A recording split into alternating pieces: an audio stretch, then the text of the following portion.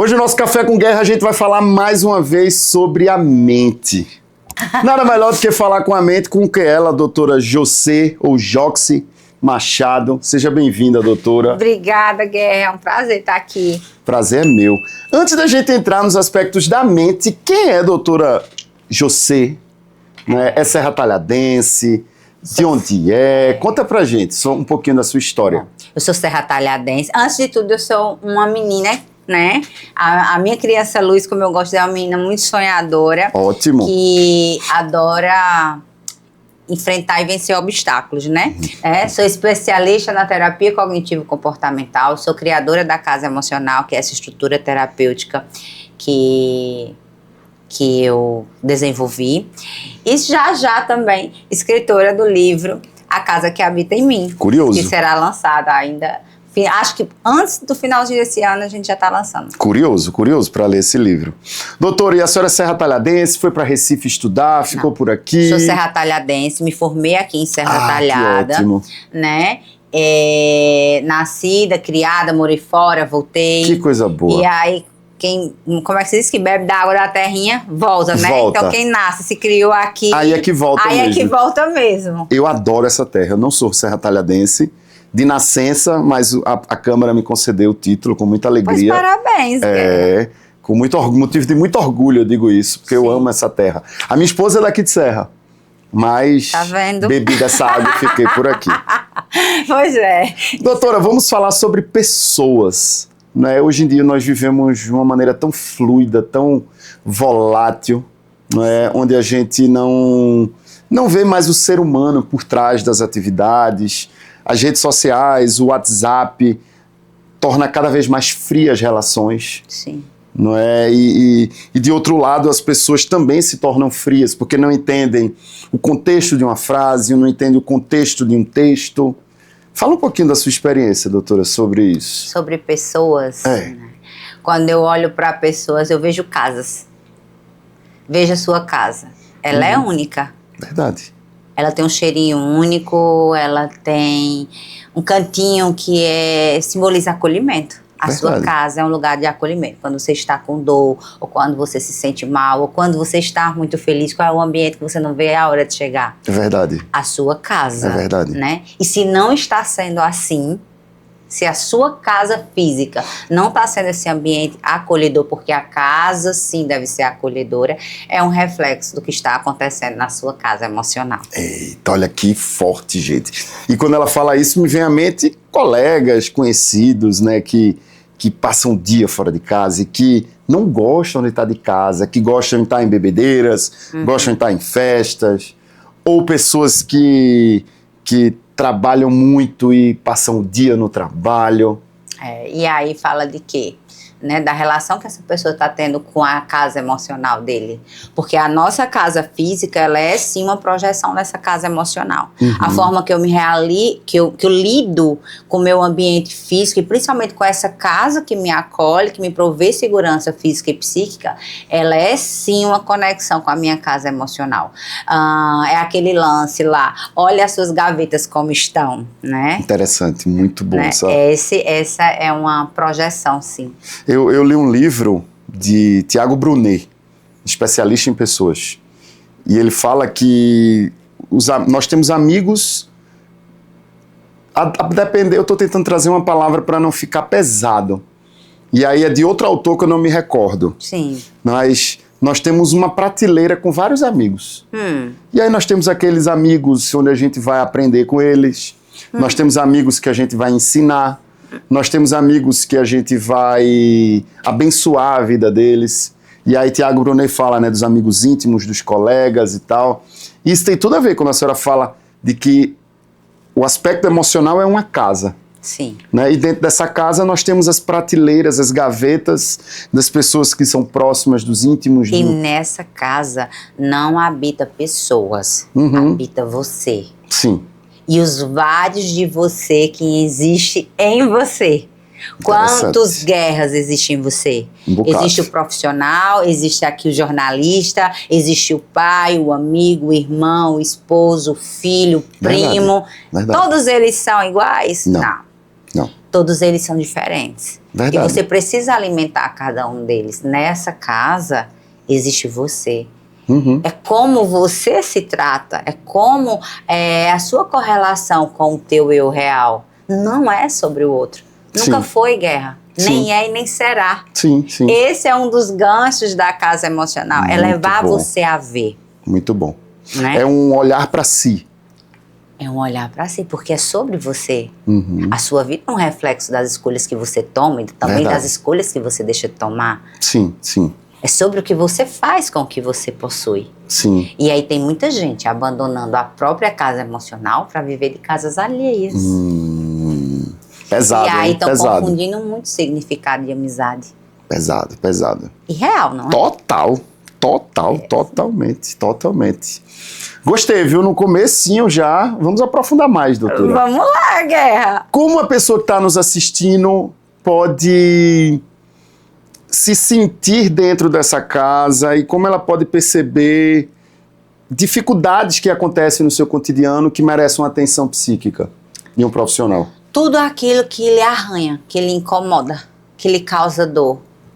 Né? Eu vejo muita gente chegando ao consultório acumuladas de lixos psíquicos. E 90% desses lixos não são dela. São toxicidades trazidas pelo outro, né? Porque pessoas feridas, elas ferem. E elas jogam em você. Verdade. E aí você abre a porta da sua casa emocional, que por muitas vezes nem porta tem. A maioria das pessoas que chegam no consultório, quando eu vou visualizar junto com ela a casa emocional delas, porque eu levo o paciente a ver.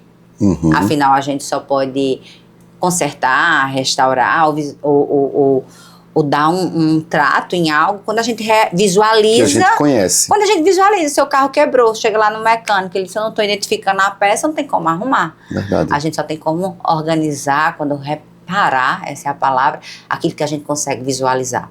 E aí, quando a casa emocional, ela nasce justamente desse meu olhar empírico sobre isso. As pessoas chegavam adoecidas e não visualizavam. Por quê? Por que eu tô assim? Como que isso? Qual é a causa? Né? Porque a terapia, ela trata a causa. A medicina, ela vem aí tratando as rachaduras que existem nessa casa, que são os sintomas, né? Mas o que trata a causa é a terapia.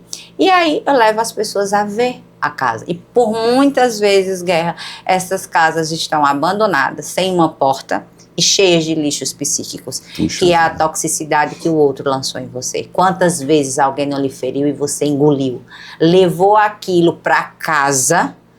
né? Poxa, eu deveria ter dado uma resposta. Por que não deu? Há várias formas de se falar a mesma coisa. Amigo, venha cá, eu não gostei da maneira que você falou comigo. Não, Guerra, não foi minha intenção, mas magoou. Não, tá tudo bem, eu entendi errado. E ali você libera aquilo, né? Hoje nós tratamos muito de doenças psicossomáticas, né? O aparelho digestivo, ele é um órgão 100% emocional. Fiquei nervoso, frio na barriga, deu a diarreia. O aparelho digestivo, o estômago, ele sente fortemente. Nunca se viu tanto doenças gastrointestinais.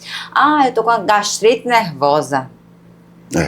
A própria Bíblia já diz, né, de 2000 anos atrás, das entranhas, eu senti aquilo nas entranhas, não é? Sim. A pele também, ela é 100% emocional, um dos órgãos que quando o paciente atravessa ali a porta do consultório, que o corpo fala. E aí eu gosto muito de fazer essa leitura corporal, né? Tem pacientes que dizem, tu é bruxinha. Eu digo, não. Não tem nada a ver com bruxinha. Nada não. místico. Não, nada místico. É científico. É científico. E aí a pele também, ela fala muito. À medida que os pacientes vão melhorando, a pele vai apresentando um tono melhor, os melasmas, eles vão clareando, e a mesma coisa vai acontecendo com essas doenças psicossomáticas. Eu tinha uma paciente, né, uma senhora, que já está em alta total, que ela chegou para mim há uns anos atrás com um nível crônico de uma doença hepática. Puxa, e ela veio encaminhada de uma médica do Recife, que encaminhou para mim, e aí eu digo, olha, a gente vai trabalhar isso. Era tanto lixo psíquico na casa dessa senhora, que à medida que ela foi vomitando, limpando essa casa, Guerra, ela mudou totalmente a vida. Lógico, porque ter uma nova vida é abrir mão de velhos hábitos. Sim, não tem como claro. você ter um novo, vivenciar o novo, tendo os mesmos comportamentos, a mesma conduta. Mas para isso você precisa se ver. E aí, ao ela se ver, ao ela visualizar essa casa emocional dela, ela pôde fazer essa limpeza. E ela, ao retornar para a médica dela no Recife, o grau de complexidade da doença dela tinha diminuído 2 graus. Puxa vida. E hoje essa senhora faz academia, faz caminhada, tem uma boa alimentação, mudou totalmente de vida. Ela disse, eu pensei que era tarde. Nunca é tarde. Nunca é tarde. Recomece quantas vezes preciso for. Mas para isso você tem que se ver. As pessoas estão muito empenhadas em ver o outro. Verdade. Em dar atenção ao ato de fala do outro. Estão esquecendo de se ver e de se ouvir. Por exemplo, Guerra, quem é a pessoa mais importante da sua vida? Minha esposa. Tá errado. Sou eu. É você. Porque a gente não tem como ofertar Verdade. ao outro aquilo Olha que a aí. gente não possui. Olha aí, gente. Né? Caí. Sou eu. Verdade. É você. Mas eu errei na primeira, né? Mas olhe, Mas é. Verdade. o primeiro pódio tem que ser seu. A gente não tem como ofertar ao outro aquilo que a gente não tem. Sim. Recebo no consultório muitos reféns emocionais, né? Pessoas que vêm de relacionamentos abusivos, com relacionamentos narcisistas, com abutres psíquicos. E aí, quando chego, que eu faço essa pergunta, nunca é a pessoa. Verdade. E isso fala, porque tudo fala, só que você nunca parou para se ouvir. Sim. Será que é porque a gente aprende desde cedo que olhar só para si é egoísmo? Isso não tem nada a ver com Não, egoísmo, né? É justamente tem, uma né, questão isso? cultural, né? E aí, quando você para ver como que eu vou amar alguém se eu não me amo? Por exemplo, as pessoas vêm banalizando muito o conceito de amor próprio. Amor próprio eu briguei com meu namorado, vai ter uma festa hoje, eu vou lá e vou provar que está tudo bem. Vou postar fotos, vou isso, postar aquilo. foto, vou sair linda, vou não sei o que, quando por dentro está destroçada. Mulher, tu não precisa provar nada pra ninguém. Não. Você precisa se acolher. E Claro. aí tem as pessoas com um nível de carência afetiva imenso, buscando serem ouvidas e acolhidas, porque nunca se deram isso. E aí, repito, é sobre o que você faz com o que você possui. Por que eu vou fingir que algo está bem se não está? Eu vou ficar em minha casa, eu vou chorar, tomar um pote de sorvete e vou ficar ali. Sofrer esse luto, né?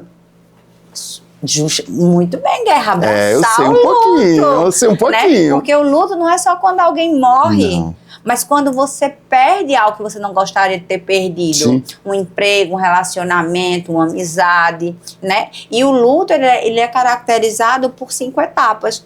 Eu me nego a aceitar que aquilo está acontecendo, o mecanismo de negação, o mecanismo de defesa. Eu tenho raiva quando eu entendo que aquilo é real, eu começo a ficar com raiva, buscar culpados, né? E nunca sou eu. Verdade. Eu entro na depressão. É a terceira etapa do luto, é a depressão. E aí a gente chega na barganha até chegar na aceitação do luto. José, e todo o processo de luto, independentemente da situação, será essa a ordem? É essa a ordem. Porque o luto é um processo Sério? natural. Interessante. E a gente não tem como evoluir sem sentir dor, né? Sim. Afinal, um diamante sem lapidação é só um pedaço de carvão. Verdade. Né? Verdade. E não existe lapidação sem atrito. Aí onde as pessoas vão dizer que só vai viver o sucesso quem respeita o processo. Mesma coisa, né? Tem como comer o fruto no mesmo dia que plantar semente? Não. Não existe. Uma das primeiras coisas que eu falo para o meu paciente, aqui não existe passe de mágica. Existe um processo e ele é real. Quer provar desse fruto? Então vamos. Mas tendo em consciência que a paciência ela é amiga da sorte. Muito bom. Né? E a causa desse adoecimento? A pessoa não olhar para si? Quais são os sintomas para quem está nos assistindo que, rapaz, isso acontece comigo, eu vou lá marcar uma consulta com a doutora José? Vamos para a casa emocional para Vamos. ficar melhor. Vamos lá. Vamos fazer uma alusão entre a casa emocional e a casa física. Imagine que você está diante de uma casa física. Qual é a parte mais importante da casa? Qual é a parte que mantém uma casa saudável? Já são muitas, né? Porque agora eu já tô mais...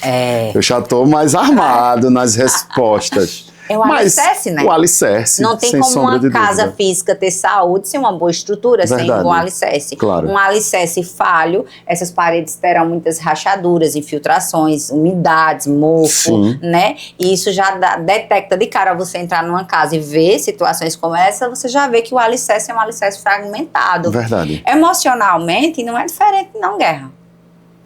Quando eu recebo o paciente, a gente vai para o alicerce. Vamos ver se a causa daquilo tudo está nessa estrutura que é de suma importância. Sim. A nossa casa emocional também ela tem um alicerce. É porque a mente é tão infância. Porque a mente é tão abstrata, né, pra gente... Bom, na casa emocional você visualiza. Certo. Por isso que eu desenvolvi a casa emocional. Bom. Porque telas abstratas não fazem você ver. É verdade. Né? A gente trabalha, a gente está de frente de uma obra de arte abstrata que eu gosto muito, eu consigo imaginar ali, eu vou para um mundo inexistente, começo a idealizar. Mas idealizar não me traz o concreto, que é o que eu preciso para reparar. Verdade. Então, quando eu pego na mãozinha do paciente e vamos ver sua casa como tá? E a gente vai para o alicerce, lá ele vê. Verdade, verdade. Em 98% dos casos, está lá a causa. Na infância. Na infância. Abusos, carências. Negligências, invalidações, comparações excessivas e um montão de outras coisas. Né? E aí, é bem interessante esse processo, porque depois daí a pessoa sempre sai impactada. Muitos saem assim. Imagino. Em choque. Meu Deus, como é que pode? Por isso que eu sofria tanto naquela época e hoje eu não consigo validar um relacionamento. E veja só, e aí sofria. Se traz a criança ferida. As pessoas estão adoecendo porque estão trazendo uma criança ferida para assumir a vida adulta. Uma criança lidando com a vida adulta, imagine aí, como que ela vai lidar com obstáculos que surgem? Ela vai se desesperar, ela vai se irritar facilmente, vai ter picos de estresse, vai ser uma pessoa irritada com frequência, mal-humorada, vai ser uma pessoa que vai acreditar que nada é possível para ela, que enfim, e vai começar a colocar vários pensamentos disfuncionais automáticos, como nós chamamos na TCC, à frente da sua vida, se invalidando. Será uma pessoa que com certeza terá posse do que nós chamamos da síndrome do impostor. Eu não consigo, não vai dar certo, uma pessoa sempre insegura, uma pessoa que sempre se avalia, se medindo-se com a régua que mede o outro. E aí, nesse momento, opa, você foi aquela criança, você já não é.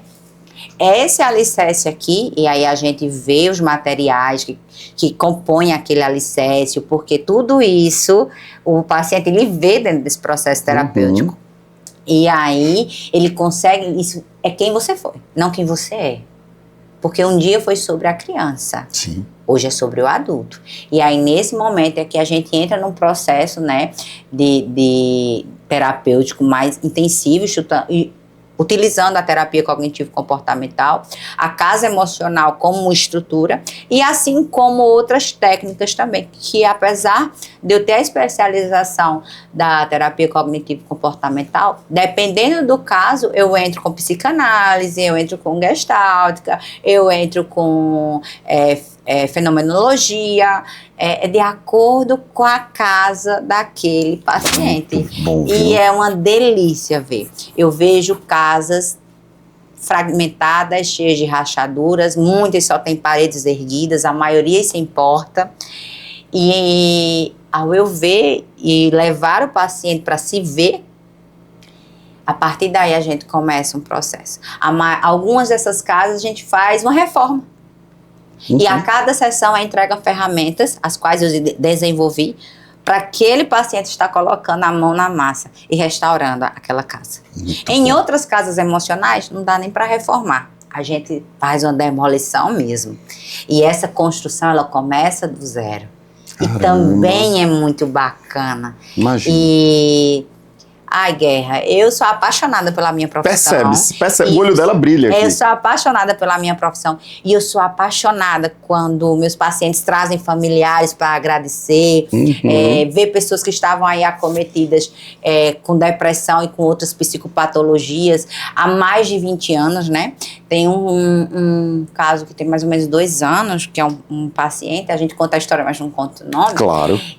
Que chegou há mais de 20 anos acometido de uma patologia, e ele chegou e disse: a senhora é minha última esperança. E aí, quando eu fiz a minha triagem sintomática, porque eu faço isso na minha primeira consulta, acessamos a casa emocional dele, eu digo: eu não concordo com esse laudo.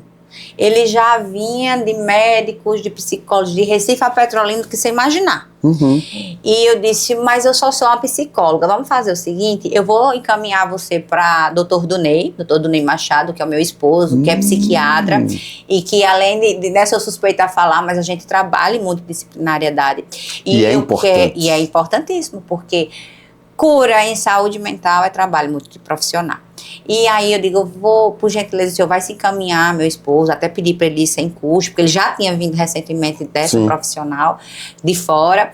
E eu digo: não tá batendo na minha hipótese diagnóstica com o que eu estou visualizando aqui no seu laudo. Sim. Porque ele vinha com quadro de esquizofrenia. E é uma sentença. É, esquizofrenia. E eu não vi aquele ser em posse dessa patologia. E é uma sentença de morte, muitas vezes, né? A esquizofrenia. Sim, e aí, uma pessoa que vinha há mais de 20 anos tratando, com medicamentos, um monte de medicamentos, aquela coisa toda. E eu disse: o senhor vai? Não, eu vou. Pronto, foi. E aí, Duney me envia a devolutiva psiquiátrica dele, e eu disse: hangar, vamos lá. Pra luta. Pra luta. E quando ele vem, eu digo: olha, não estou desmerecendo o olhar de outros profissionais, mas você veio nos buscar, você veio me buscar, você acredita, eu preciso só que você acredite. E ele disse: acredito. Bom, resumindo, hoje esse senhor está trabalhando porque não trabalhava, está desenvolvendo artes, ganhando campeonatos aí, ativo em atividades físicas, lutando. Que coisa boa. Enfim, assumindo seu papel de pai, seu papel de homem diante de sua esposa, de pessoa, de ser, né? Mas principalmente de dono e proprietário da sua própria vida, onde essa casa emocional dele foi totalmente demolida e reconstruímos outras. E onde principalmente portas foram colocadas em seus devidos lugares. Que lindo. Você já parou para pensar, Guerra? Isso é incrível. A real importância de uma porta. Olha essa porta que está na nossa frente. Puxa vida. É uma mudança de chave, é uma mudança de realidade. Com certeza. É você romper com o seu eu do passado e aquelas crenças limitantes que lhe trazia perspectivas pequenas, e a partir daí é como uma flor que antes não conseguia brotar. Respirar. E olha, agora ela tá lá, limitantes. linda. Olha que massa isso. Crenças limitantes. Muitas vezes você vem assumindo padrões e crenças que não são tuas. Verdade. Mas que você acabou abraçando como seu. Agora eu falando da porta.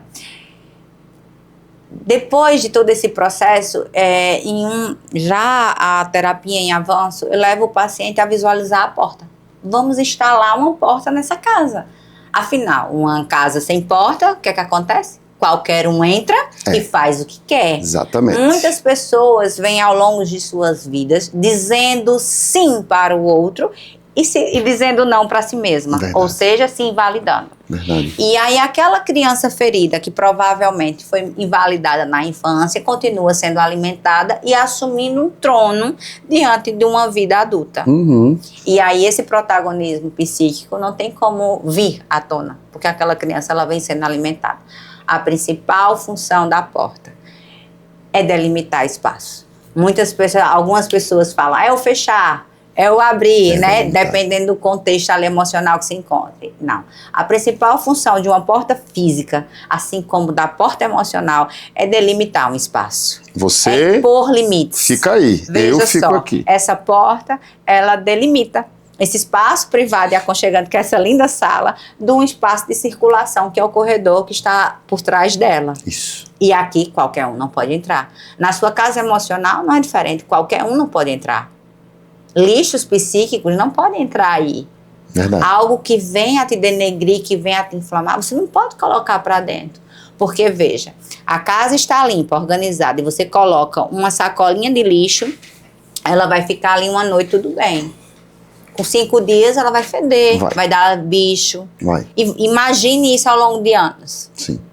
Muita gente vem fazendo isso com o seu mundo emocional, com sua casa emocional.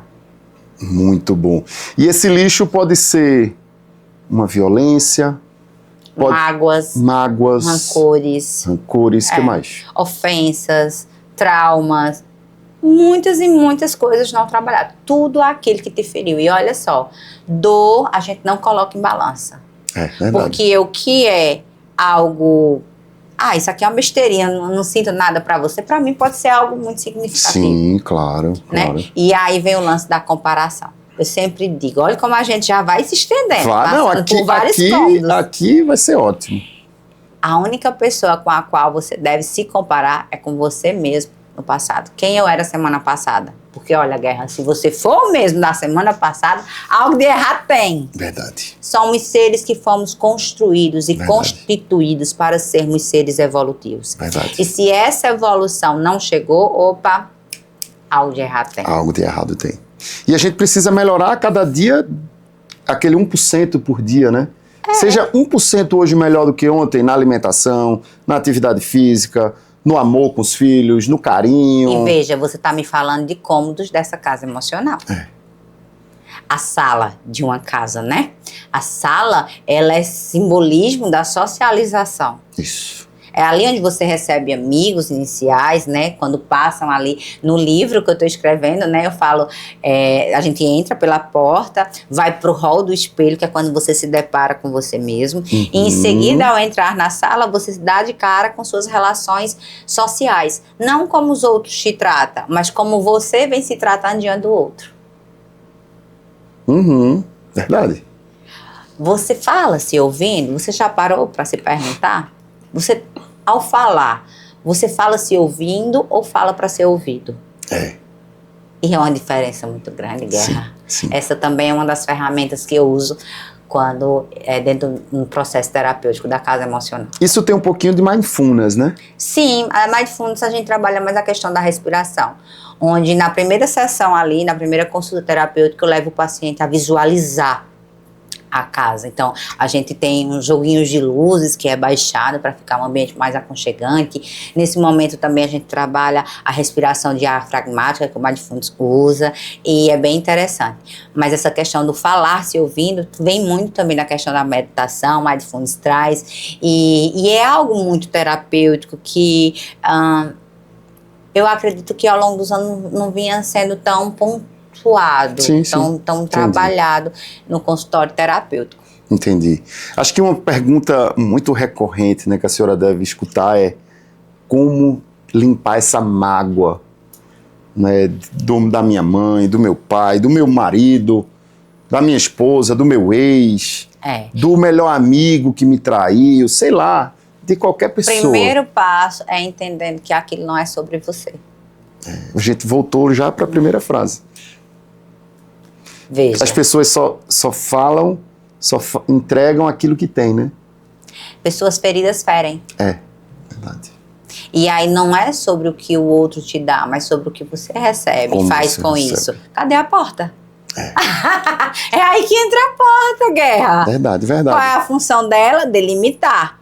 Abrir, por conseguinte, abrir e fechar. Sim. E quem que exerce esse poder sobre a porta tem que ser o dono da casa. Sim. Então, se tá vindo uma toxicidade ali do outro, opa, fechar a portinha, isso não é meu.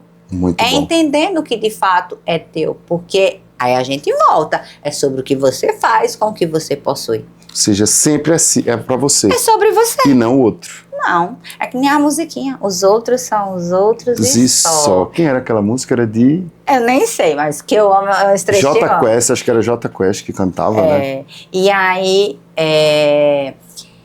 esse seu olhar sobre você não tira de você a questão do altruísmo. Não te faz um egoísta emocional. Sim. Te faz um protagonista psíquico. Faz de você uma pessoa até autonomia emocional. Entende? Então, uma pessoa com autonomia, por exemplo, Outra ferramenta que eu desenvolvi, que às vezes é coisas muito óbvias, mas que por você estar tão focado no outro, em ser visto, você não percebe. Você não consegue ver. Porque a criança ferida, ela tem uma necessidade imensa de ser vista. Sim, verdade. E aí você fala sem se ouvir, você não se vê porque você está muito empenhado a observar e a ver como o outro te enxerga. Então você vai se distanciando cada vez mais de você. Eu gostaria de sair toda vestida de amarelo hoje, mas minha cor favorita, mas eu não vou usar porque não vão achar legal. E aí você se coloca na gaveta. E você se coloca só para o gosto dos outros, né? E aí quando você entende que não é sobre eles, mas sim sobre você, toda a dinâmica e a sua relação com essa casa emocional muda. Você evolui. E tudo muda, não é? Porque você mudou. Sim. E quando você muda, você não aceita mais uma relação tóxica, abusiva, você não aceita a amizade que nunca foi amizade, você começa a usar uma peneira psíquica mais fortemente. Verdade. Ambientes que antes você frequentaria sem nenhum problema já não te cabem mais. E você entende que hoje você não precisa se quebrar para se caber. Eu acho que eu passei por isso. Acho que todos nós, né? Sim. Constantemente a gente percebe que, poxa, eu era tão assim com fulano, mas hoje não é nada contra, mas não cola mais. Isso. E tá tudo bem. E tá tudo Você bem. evoluiu e passou para outro cômodo, o qual aquela pessoa não te acompanhou, porque hoje já não falava o mesmo idioma emocional que você. Sim. Sim. Né? E aí, voltando para a questão do egoísmo emocional e do altruísmo, as pessoas confundem, né? E justamente nesse processo terapêutico, nesse percorrer, nesse andar nessa casa, já sei, mas eu não vou ficar uma pessoa egoísta? Não. E aí eu desenvolvi a ferramenta Ajuda ao Sacrifício, onde eu levo o paciente a ver que por muitos anos e anos da vida, ele confundiu ajudar com sacrifício. Sim. Né? E aí, lógico, levo para um cenário, e aí ele vai visualizando toda a cena. Ajudar é para ser gostoso. Certo. E não é para se esperar nada em troca. É verdade. Eu estou fazendo porque eu quero. Verdade. Se fulano reconheceu ou não, isso não é um B.O. meu. Mas as pessoas vêm confundindo a ajuda com sacrifício no primeiro momento. Elas vêm ajudando para serem reconhecidas, para ter a gratidão, para aquela pessoa ter uma dívida com você. Não, eu estou fazendo porque eu quero, mas quando for na hora H que aquela pessoa não te devolver isso, não reconhecer o que você fez, fulano é ingrato. Então não foi ajuda. Porque sacrifício causa dor, causa autopunição. Poxa, como eu fui trouxa, né? Por que eu ajudei fulano e agora eu tô assim? Não deveria ter feito isso. E aí, através de uma historinha que eu monto ali no setting terapêutico, eu levo o paciente a se ver. E eu digo que você tá vendo um filmezinho, né? A maioria dos casos, estou vendo, já sei. E aí a gente começa a levar essa ferramenta. E pronto, ao atravessar essa porta, é onde de fato a terapia começa. Entendi. Porque o setting terapêutico, onde o paciente se encontra ali com o seu terapêutico, eu só levo ele a se ver e ele sai dali com as ferramentas as quais ele precisa utilizar lá fora. Minha gente, é incrível, né? É incrível. Né, Guerra? Incrível, é incrível. É lindo. É incrível, é incrível. É incrível porque enquanto você está falando, a gente vai pensando, a gente vai visualizando contextos, por exemplo, sei lá, situações que alguém te magoou e que você perdoou a pessoa e tá tudo bem por isso, mas que você bloqueou da sua vida, você fechou a porta. Ou você vai vendo situações que hoje você tem uma determinada atitude por conta de falhas no passado. É incrível como a mente é, né? Não tem como ter cura permanecendo no ambiente de dor. É verdade. Não existe isso. Verdade. E aí muitas das pessoas, né, dos pacientes que eu atendo... Perdão. Muitos dos pacientes que eu atendo, eles querem continuar, querem ter uma qualidade de vida em saúde mental, permanecendo onde está adoecendo, né, aquele ser. E não existe isso. É a mesma coisa de você tomar banho agora e pular numa pocinha de lama. O meio pode adoecer bastante a pessoa, claro, né? somos seres biopsicossociais. O meio, ele influencia fortemente em nós. Imagine, Guerra, vamos pegar dois bebês que nasceram no mesmo dia, aquela coisa toda, pais saudáveis e tal. Jean Piaget, ele fala que nasceu gente inteligente. Sim. É um estudioso da mente humana, né? E ele fala isso. Mas o meio biopsicossocial, ele reverbera em nós. Uma criança onde ela tem o alimento colocado na mesa, onde ela tem um banhozinho, tem a dedicação, tem um pai equilibrado, uma família funcional emocionalmente, ela vai ter um desenvolvimento muito positivo. Não é? Uma criança que nasce em um lar onde ela se preocupa com o que vai comer, onde ela presencia muitas agressões, gritos e estresse, ela vai ser uma criança com o QI, né? E o que é o coeficiente emocional e intelectual abalado. E isso reverbera aqui. Na vida adulta. E aí já é para uns esses obstáculos não serão tão difíceis quanto para outros. Sim. Né? Sim, com certeza. E essa criança, quando ela consegue romper essas barreiras... É massa. É massa. É muito massa. E não é aquele discurso de vitimismo, né? Não. Porque, por exemplo, eu tinha tudo para dar errado na vida, eu tinha tudo, mas eu consegui ressignificar... Preste atenção, você só sentará na cadeira de vítima uma vez. Boa. Quando você visualizar a importância da sua vida diante de você, quando você começar a se ver e a se ouvir, aquela cadeira já você não estará ali por inocência, você estará por escolha. Sim. Você é o seu próprio protagonista. Você pode escrever a história do futuro. Eu sempre falo isso. Ao fincarmos os pés adultos, afincarmos os pés emocionais na vida adulta, você recebe da tua mente esse protagonismo. Mas, por nunca ter tido a orientação emocional e psíquica que deveria ter tido para poder manusear esse protagonismo, você nem sabe que isso existe, você nem se vê capaz de. Sim. E você não conhece sequer as emoções. Não. Por exemplo, aquele filmezinho das crianças... Divertidamente. Não é? É um filme que eu trabalho, até ele em uma das ferramentas que eu uso no consultório, divertidamente, né? Foi até uma colega médica, uma colega psicóloga que me apresentou esse filme, que é a Dona Souza, maravilhosa, e eu fui assistir o filme, fui atrás de pesquisar, eu digo, nossa, ele é um filme que foi criado 100% em cima da psicologia evolutiva, onde você vê lá no finalzinho os nomes de psicólogos passando, é um filme 100% emocional. Que o que é que ele fala? Ele fala que ao nascermos, né, ali ainda quando estamos no ventre das nossas mães, nossa mente ela já possui 6 emoções básicas. Alguns livros discordam que é 6, outros trazem que é 7, enfim. Mas aí vem o amor, a alegria, tristeza, medo, nojo e raiva. O filme só trouxe 5 porque o amor e a alegria iriam chocar, né? Mas a gente já nasce com essas 6 emoções. Dessas 6, quando eu coloco lá as cartinhas para os meus pacientes, eles visualizam que 4 não são consideradas boas. A tristeza, a raiva, o medo, o nojo, não, essas não são legais, não. Boas aqui só é o amor e a alegria. Mas vem cá, por que nós, seres humanos, nascemos, né, antes mesmo de nascermos, já estamos em posse de 6 emoções base, as quais só 2 são consideradas boas e 4 ruins, né? Será que a ciência, o grande criador, errou tudo? Nós não evoluímos na zona de conforto. Verdade. Você nunca visualizou nenhuma criança aprender a andar sem cair. Verdade. Já viu? Não. Não existe. Não. O que é que isso nos fala?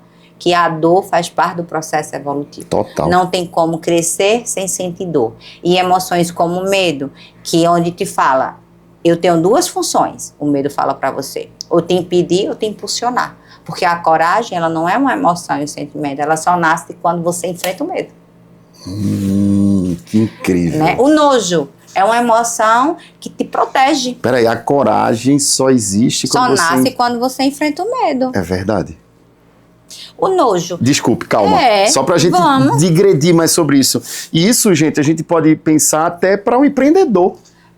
pra tudo na que vida. tá com medo, o trabalhador que não aguenta mais aquele patrão, não aguenta mais aquela relação abusiva, Sim. a mulher que não aguenta mais uma relação abusiva, Sim, violenta. para vários e vários cômodos. Eu gosto de dizer para vários cômodos. ecossistemas, cômodos que te cercam. Para onde você estiver, enquanto você estiver lá, você não vai se curar. Isso, porque é sobre o que você faz com sobre o que você possui. faz. Vai com medo, que a coragem chega. Justamente. Muito bom, doutora. Continua. Desculpa, é porque isso, vale a pena a gente fazer esses recortes. E aí depois, a gente, por exemplo, pensar no nojo. Já pensou se a gente não tivesse o nojo? O nojo é uma emoção de proteção. A gente comeria comidas estragadas, tocaria em coisas que a gente não deveria tocar, isso nos adoeceria. Uhum. Então, o nojo ela é uma emoção de proteção. Sim. Se a gente vê a raiva, eu olho para a raiva, né, ela é uma emoção de escape. Por exemplo, nós ingerimos alimentos, bebidas, e isso precisa ser evacuado. A raiva, ela faz essa função. Dos excessos das emoções. Com certeza. Imagine, quando essa raiva ela é canalizada, né, que é um termo que eu escuto muito, eu vou canalizar. Minha raiva é a pior besteira que você pode fazer. Para bebida, comida. Você começa a ter glutonaria, compulsão alimentar, busca pelos vícios, você começa a canalizar essa raiva e ela é para ser abraçada, lógico, com a autonomia emocional, porque se você não usa ela em posse dessa autonomia, desse protagonismo psíquico, não vai dar certo. Sim. Né? Não vai terminar bem. Mas a raiva, ela deve ser tomada posse. Você deve usar, a função dela é desvaziar. E, por exemplo, Guerra, quantas pessoas você não já ouviu falar, fulano estava bonzinho e surtou. Sim. Aquela pessoa vem acumulando lixos psíquicos. Muito tempo. Essa raiva, muito tempo. Explodiu, a mente não aguentou. E entrou em curto. Né? E a aí, tristeza no filmezinho, não sei se você assistiu, é um filme que realmente todo mundo deve assistir. Eu assisti com você os só filhos. vê que a criança, ela só evolui, ela é pequenininha, ali as emoções, aí ela muda de cidade, aí fica a alegria a todo momento sem deixar a tristeza chegar perto dela, e ela só evolui quando a alegria, né, deixa a tristeza abraçar aquela criança. Quando aquela criança chora, quando aquela criança sente dor, ela pode se ver, se ouvir. E a partir daí ela começa a entender todo o contexto. Porque, repito, não é sobre o outro, é sobre você. É sobre você. Tem uma frase que eu não sei de quem é, que eu acho incrível. Né? A gente só percebe o valor da alegria quando a gente passa por momentos de tristeza. Sim. Né? A psicologia tem muito isso, desses altos e baixos. E olha essa fala, que maravilhosa. Não é? A psicologia tem muito de altos e baixos, porque ser humano é ser flutuações de emoções. As emoções, elas não são todas boas. Quando a gente parte para as emoções secundárias, que já é o que o filme 2 traz, fala isso, né? A ansiedade, ela é uma emoção, mas ao ela ficar na tua cabine de controle emocional, ela começa a tomar proporções muito maiores e deixa de ser uma emoção e vira uma patologia, vira uma doença, né? Então, Freud fala que o excesso é doença, assim como a falta é doença. Precisamos ter um equilíbrio. E andar numa linha reta não é equilíbrio. Só uma máquina. Essa flutuação emocional, ela precisa existir, né? Porque, olha, mais uma vez a gente voltando, né? Sobre o que você faz com o que você possui. Sim. Hoje eu não estou bem. Por que hoje eu não estou bem? Hoje eu não estou afim de trabalhar. Mas por que eu não estou afim de trabalhar? Você já teve esse papo com você? Né? Nos diários das emoções, que é uma outra ferramenta que nós usamos lá em consultório, meus pacientes conseguem se ouvir e se ver por esse ângulo. Você falou algo que o filme 2 traz outras emoções secundárias. Quais seriam elas? A emoção, desculpa, a ansiedade, a ansiedade, a frustração, a desconfiança. Entendi. E muitas outras. Nos livros vem mais de 14 aí. E quando a gente fala de ansiedade, a gente chega muito hoje num adoecimento da população, né? Com as redes sociais, de olhar para o outro e de não se enxergar nesse local de fala, de muitas vezes no ambiente de trabalho do excesso do outro e um burnout. Sim. E tudo isso é por você não se ver, Por nem não se se ouvir, né? Por você estar se medindo com a mesma régua que mede o outro. Quantas pessoas não estão olhando a grama do vizinho e deixando de regar a sua própria, de plantar a sua, Verdade. né? E aí, pessoas que fogem da sua casa para viver a casa do outro são pessoas que não estão tendo uma evolução psíquica. Incrível, a gente voltou para a primeira frase do início do nosso episódio. Tudo gira em torno disso. De você. Tudo. Tudo é sobre você, é sobre o que você faz. Eu quero ajudar uma pessoa, eu vou ajudar porque eu quero. Não vou esperar reconhecimento, nem aplausos, nem nada. Eu vou fazer porque eu quero. Diante disso, não abro essa minha porta emocional para possíveis decepções. Não tem. Se eu não espero que eu não estou esperando nada, estou fazendo porque eu quero, tem espaço para decepção? Não. Porque a decepção, ela ganha proporção na tua vida, na tua casa emocional, quando você gera uma expectativa no outro. Gere suas expectativas em você.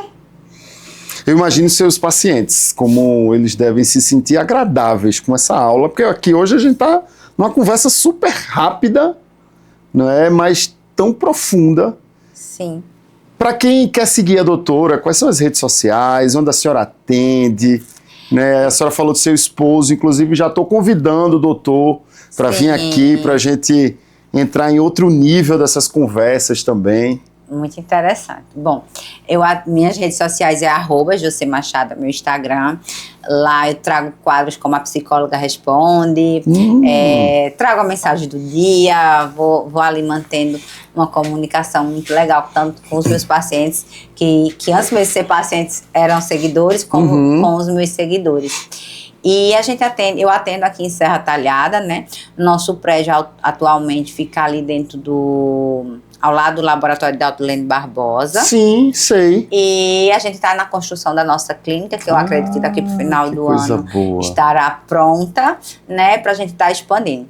O doutor Dunei vai trazer aí inovação na psiquiatria, com tratamentos injetáveis, outras máquinas, as quais agora eu não lembro o nome. Tem problema. Mas muita coisa interessante chegando. Daqui pro final do ano, espero estar lançando meu livro. Antes do final do ano. E eu quero Já participar. estamos nos finalmente. Eu quero ler ele. A Casa que Habita em Mim, por onde a cura começa. E estou feliz. Estou muito feliz e muito grata por cada paciente que busca, né? Eu fico feliz também. Percebe-se nos seus olhos que eles brilham, gente. Aqui, não sei se a câmera dá para perceber. Quando ela fala da psique, quando ela fala, chega, os olhos brilham. Acho que você ama o que faz, né? Eu amo o que eu faço. Quando criança, me perguntavam o que eu queria ser. Eu dizia que queria ser uma super-heroína, que eu queria pegar o mal pelas mãos. E você pega. E eu pego. Pega. Né? Então, eu me sinto muito lisonjeada. E eu levo minha profissão com muita ética, muito profissionalismo, e principalmente com muita gratidão. Sim, percebe-se. Eu sou muito grata a cada história que eu tenho o privilégio de entrar, de casas emocionais que eu vejo muito fragmentadas, e depois eu vejo elas tão lindas e ver que eu não estou visualizando isso só, que é real e que trazem pessoas a se ver, se abraçarem, se ouvir, e diante disso ter uma vida diferente é muito massa. Eu imagino. É muito massa. E é um casamento perfeito, né? Literalmente, com seu esposo. Ah, sim! É o casamento como pessoa, como profissional. Olha, 100% dos nossos pacientes, dos pacientes que são nossos, tem melhora.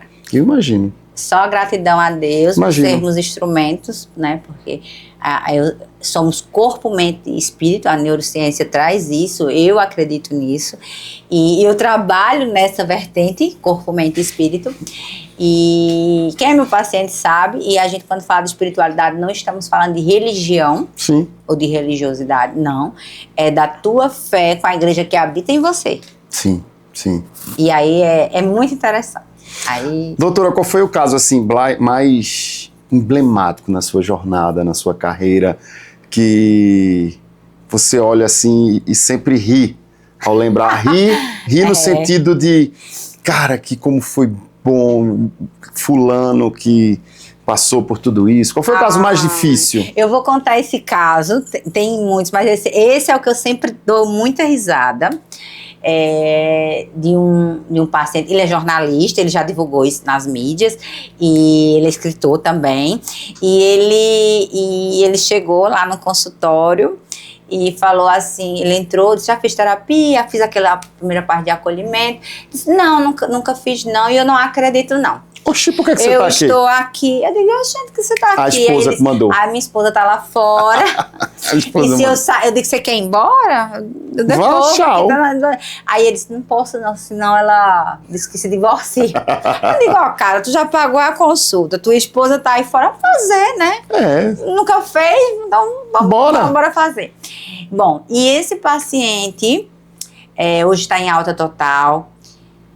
Uma história lindíssima, uma evolução incrível. Tenho muito orgulho dele cada dia mais.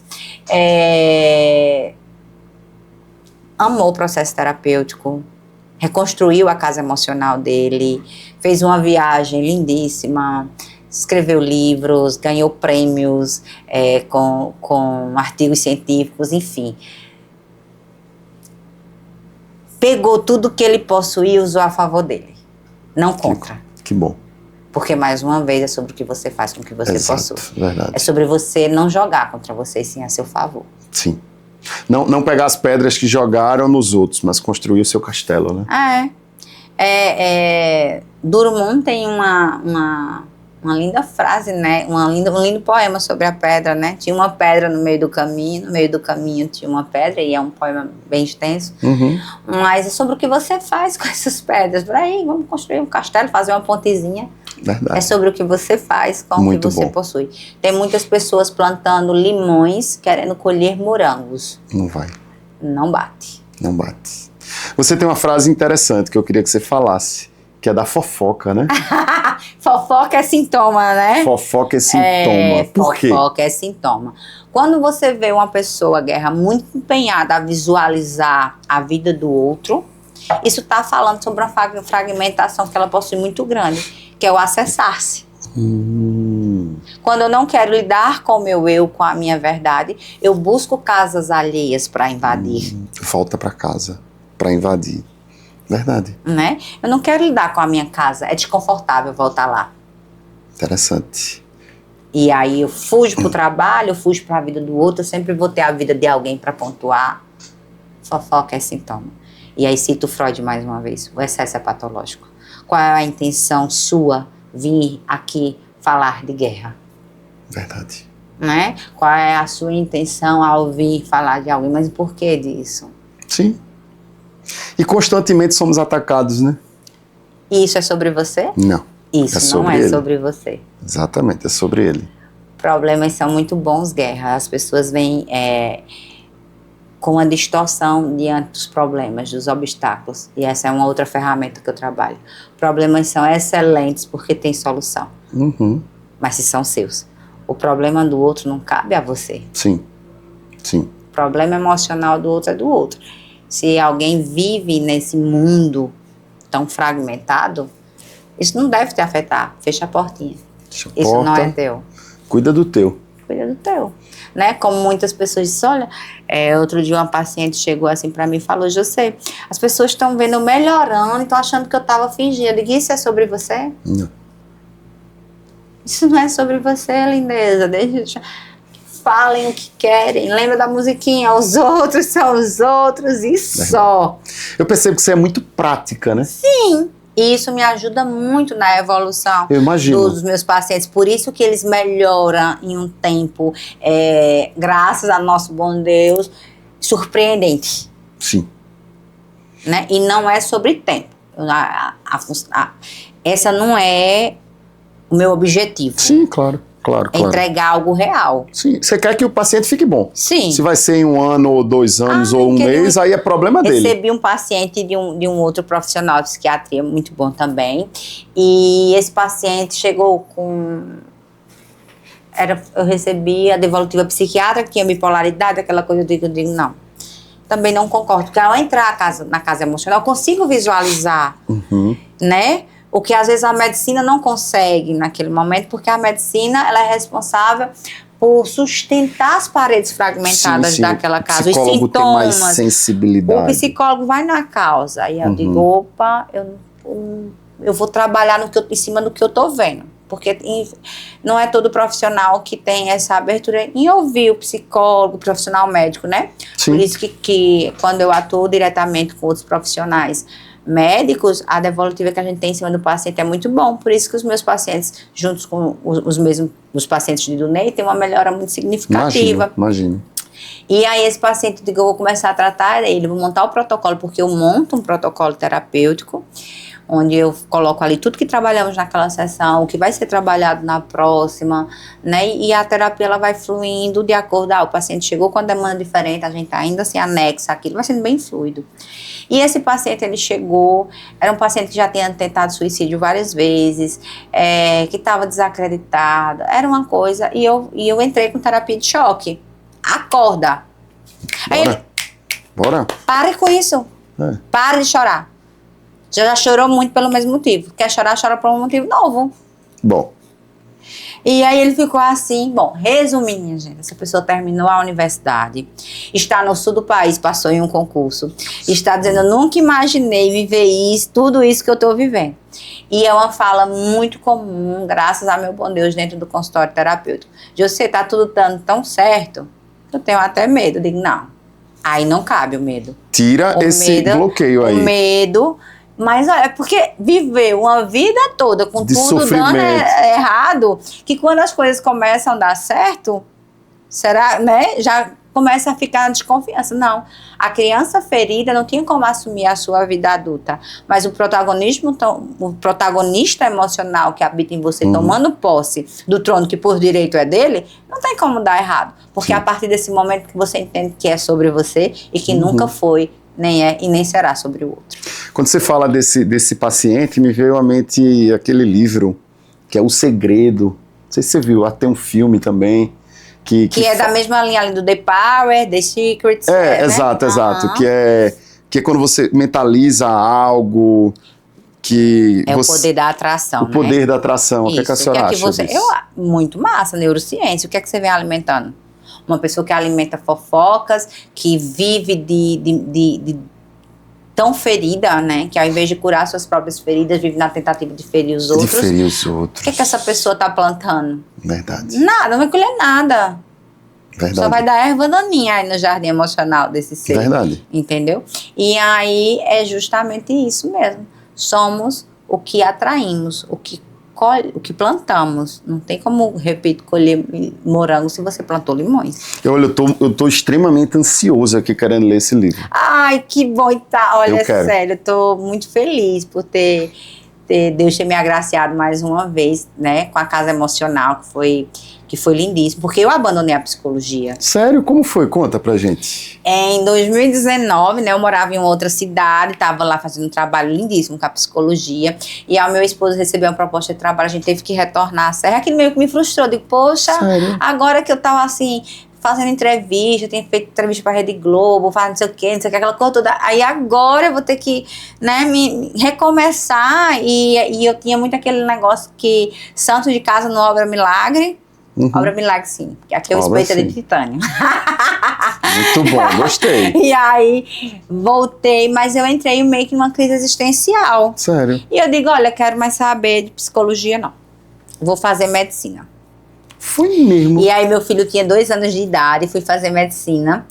E imagine aí, aos 2021, 30 e poucos anos, voltando a estudar. A faculdade, as cadeiras da universidade. Não entrei na universidade, só fui fazer cursinho, fiquei estudando em casa com meu filho 2 anos, cuidando ali do meu filho, Puxa aquela vida. loucura toda. Fiz o Enem, tirei 940 na redação. Notaço. Notaço, eu fiquei muito orgulhosa de mim. Fiquei na lista de espera da UFPB, de Cajazeiras, e fui viver. Tá, essa lista de espera, vou viver. Um belo dia, recebo uma ligação de uma pessoa, né, de uma determinada cidade, que pede para eu ver, que é dona de uma clínica, que uma pessoa dela, familiar, já tinha ido para muitos psicólogos e psiquiatras no Recife, que é do Recife, e que me seguia e que eu era a última esperança. Puxa vida. E era uma pessoa que eu tenho uma dívida de gratidão, e essa dívida é uma escolha, porque eu reconheço o ato do outro. A escolha é sua. A escolha é minha. Sim. E eu digo, eita, eu fechei meu CRP. Chegou a cancelar. Cancelei, fechei meu CRP, não estou mais atuando. E ela falou, você é minha última esperança. Olha, eu vou ativar meu CRP e volto. E fui atender essa pessoa nessa cidade, no hospital dessa senhora. E ao chegar lá, atendi. Eu sei que em 3 meses a irmã dessa pessoa era outra pessoa. Graças a Deus. E aí ela... E aí atendo uma outra pessoa. Aí foi um, foi outro. Mas não voltei totalmente. Fiquei ali só naquele pequeno núcleo ali, cuidando daquelas pessoas que naquele momento ela tinha me pedido, até considero ela uma madrinha, assim. E que ela tinha me pedido e atendi essas pessoas, as quais melhoraram. Dunei atendeu também, entrou ali com tratamento muito profissional. E segui minha vida, não voltei com consultório, não voltei com nada.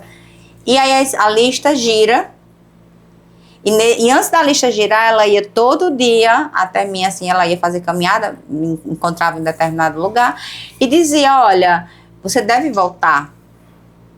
E às vezes ela falava comigo ali pelo celular também, você não pode, você é um excelente profissional, você não pode ficar fora do mercado. É verdade. E aí eu disse, não, mas eu não quero. Só que aquela sementinha que ela jogou... Foi fertilizando, né? Meu esposo, ele sempre acreditou muito em mim, as pessoas que estão ali perto. Mas ter um olhar de um terceiro sobre você, leva você a... Opa, peraí, então não é... Verdade. Eles não estão enganados, né? Verdade. Porque há momentos, Guerra, que a gente se distancia de nós mesmos. A gente não consegue olhar para si, a gente não consegue perceber as nossas potências. Não. E aí, naquele momento, eu digo, eu vou voltar. E aí, meu esposo já vinha tentando que eu voltasse. Quando essa lista gira, eu digo, não. Eu sou a psicóloga. E nesse momento a casa emocional nasce, eu mudo de especialidade, abraço a TCC, porque até então eu vinha com essa vertente muito psicanalística, que é uma base muito boa, que eu uso também na casa emocional, nesse primeiro ponto de partida, quando a gente vai ali para o alicerce emocional, mas depois a TCC vem tomando posse por todos os outros cômodos, assumindo com outras teorias, né, e outras técnicas também. E eu digo, realmente... que Jung falou, que é um teórico, né, da psicologia, um estudioso, ele falou, olha, domina todas as técnicas, né, conhece ali um pouquinho e tudo, mas ao tocar uma alma humana, seja apenas outra alma humana. Incrível. Olha, já conversamos com várias pessoas aqui. Né, já estamos, acho que no episódio 60. Que massa. Por aí. Eu fui lá olhar, gostei muito. Que bom, fico feliz. E muitas pessoas ainda ficam um pouco fechadas, mas eu adorei a sua história. Obrigada. É incrível, é incrível, é incrível. E desfaz uma percepção minha com psicólogos. Sim. Que geralmente psicólogos são muito fechados, são muito contidos nas falas, contido nas expressões, contido... Posso estar errado. Não. É uma leitura minha. Essa fala sobre a casa emocional de alguém. Existe vários de nós mesmos, lembra que eu falei? Mas você é incrível. A psicóloga, ela traz um pouquinho das outras você que habita em mim. Traz a criança sonhadora. Sim. Quando você me perguntou quem eu era, sim, eu era aquela... Sou ainda, não a criança ferida, a criança luz, que a TCC fala, né? A criança que sonhava, que acreditava e que acredita que o impossível ele não existe. Sim. Você já respondeu uma pergunta que eu ia fazer. Foi? Era. Então, o que é que você falaria para aquela criança lá de trás em relação à sua jornada? Continue sonhando, planejando e executando. Essa é a trilha de sucesso. Muito bom, muito bom. Você falou de um cara, como se eu já tivesse intimidade com ele, de um autor que tem me encantado muito, sobretudo em relação aos mapas arquetípicos, que é Jung. Sim, Conheça todas as teorias, domine todas as técnicas, mas ao tocar uma alma humana, seja apenas outra alma humana. E Jung, pupilo de Freud, né? Eu tive o privilégio de ter um pupilo, de ter um mestre. Eu fui pupila de Dr. José Vicente Neto, que foi o meu mentor na psicologia e na vida, tornou-se um amigo, né? Ele já faleceu, mas os familiares dele são família, uma extensão da minha família. E assim como o Jung, eu escolhi a psicanálise porque Vicente tinha muito essa prática, né? E eu vejo que Jung também escolheu a psicanálise, mas depois saiu meio que daí, né? E Jung traz muita relação com os sonhos, né? Com o inconsciente, como você traz esse inconsciente para a sua vida consciente. E é muito interessante. E quando ele traz essa fala que eu acabei de citar, é muito real. Fala de novo a frase. Conheça todas as teorias, domine todas as técnicas, mas ao tocar uma alma humana, seja apenas uma outra alma humana. Eu tenho estudado os mapas arquetípicos dele. Sim. Né? Sobretudo de herói, eu me enquadro um pouco nesse de herói. Eu não me aprofundo tanto. Mas né? Porque tudo isso que você falou. É tudo isso que você falou. E é tudo isso na nossa profissão. Da gente cuidar de pessoas, da gente entregar com amor. Cuidar de você. Sim. Eu não tenho como ofertar nada a ninguém que eu não possua. Eu não tenho como ofertar cura se eu não sou um ser curado. Eu falo para os meus pacientes, o protocolo terapêutico, ele vem visualizando o paciente como ele é, corpo, mente e espírito. Isso. Então eu digo, olha, essas ferramentas aqui, ele vai recebendo a cada sessão e tendo instrução de como usar. E eu também venho dizendo, olha, você precisa realizar atividades físicas dessa forma, com exercícios de alta intensidade, que é o que eu indico. Para ansiedade, porque através depressão. de estudos eu vi que corrida funcional, musculação em formato circuito, calistenia, são exercícios que reverberam ciclismo positivamente, né, que trabalham nessa restauração cognitiva, né, trazendo aí avanços bem significativos àquele ser. Certo. Quando o paciente ele é resistente a esse abraçar desse exercício físico, fica mais lento o processo. Entendi. Mas, graças a meu bom Deus, eles vêm acreditando no processo, nas indicações, e muitos vêm se tornando aí atletas. Né? Que legal! Boxeadores, maratonistas. Muito bom. Pessoas que eram super sedentárias e assumiram uma metodologia de vida que realmente é jogar a seu favor e não contra você. E quando você fala do lado espiritual? Esse aí é o pico, né? Quando eu venho trabalhar o espiritual do paciente, o paciente ele já se encontra em alta parcial. Inicialmente, no meu processo terapêutico, as terapias são intensificadas, né?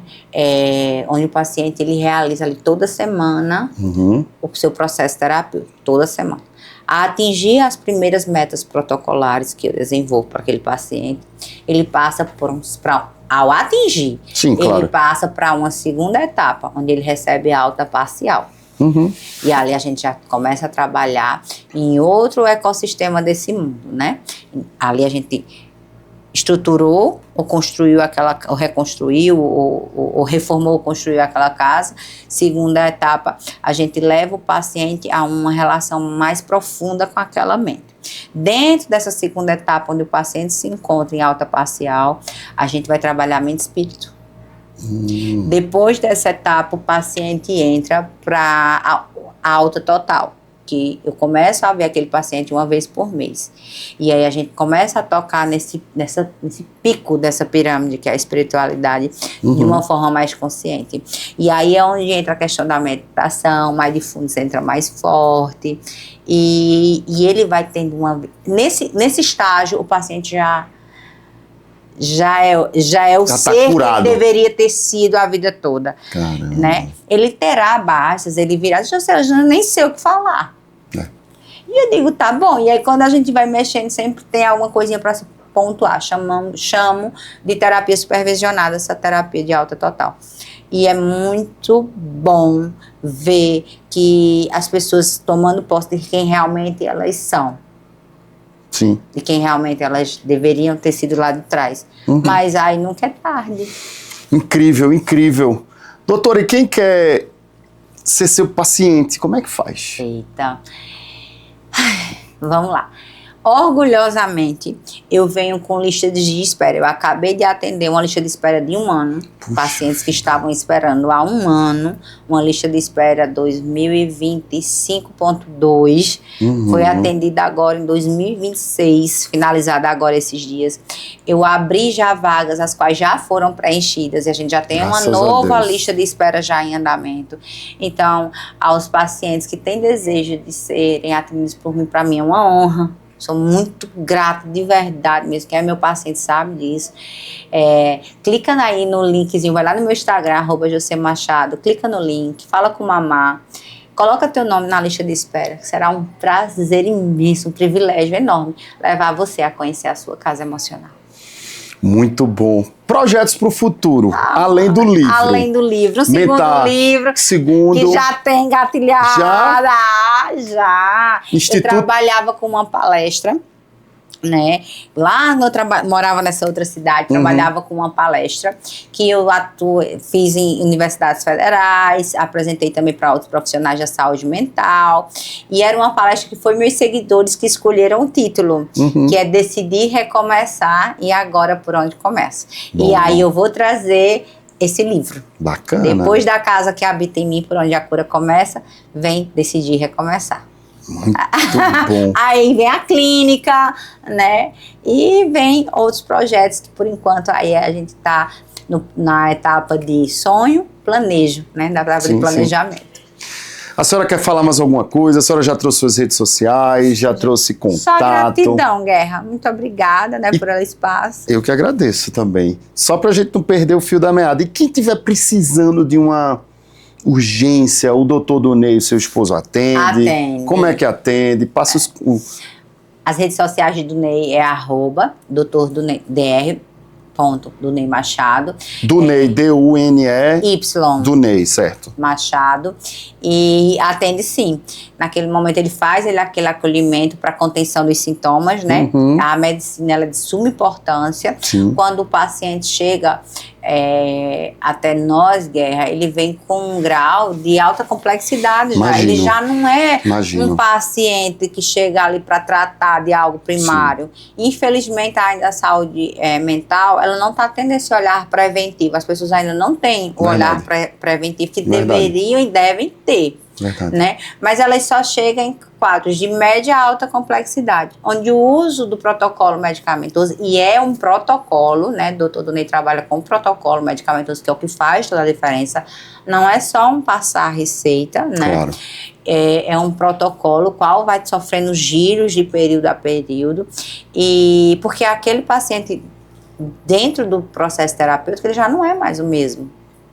Ele vai mudando. Então, aquele protocolo, ele precisa acompanhar a casa como ela se encontra hoje. Volta para casa. Vamos imaginar aqui que essa parede que tem diante de nós, ao chegarmos aqui hoje, ela tem uma rachadura de uma ponta a outra.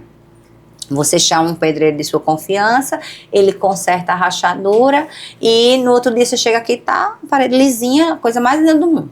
Essa parede pode voltar a rachar? Talvez, não sabemos. Acho que não, pode. Né? Pode. Foi tratado o problema, não a causa. Sim. A medicina, a psiquiatra, ela trata a rachadura. Ela foi o pedreiro que veio ali. Sim. A terapia, ela vai para a causa, para que novas rachaduras não venham ou para que aquela não se potencialize. Então, a medicina, ela surge aí como uma grande auxiliar, né, no tratamento da saúde mental. Mas não é ela que trata a causa. A causa é a terapia. Muito obrigado. Traga suas palavras finais. Eu adorei.